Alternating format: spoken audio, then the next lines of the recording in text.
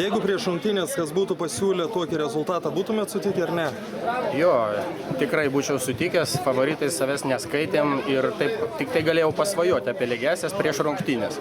Aišku, jos geriau būtų 0-0. Bet tai taip, tokios rezultatas skaitytumėm labai gerų. Kaip pirmos rungtynėse, kadangi žaidėm be dviejų pagrindinių komandos žaidėjų, puolėjo ir savo pagrindinio centro.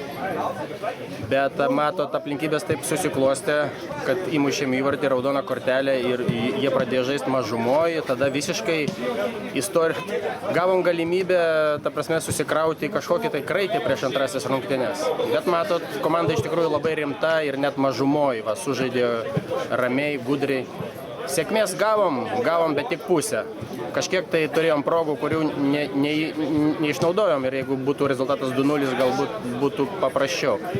Ir tiesiog atsipalaidavom pabaigoje, pradėjom kažkodėl šturmuoti vartus ir Nemanot, kad truputėlį per daug atsitraukėte į gynybą ir jiems šešiem leidot užvaldyti vidurį? Na, ašgi minėjau, kad žaidėm be pagrindinių atakų organizatorių ir dėl to manau, kad sužaidėm pagal savo pajėgumą, laikėmės tokio plano, kuris buvo prieš rungtynes numatytas.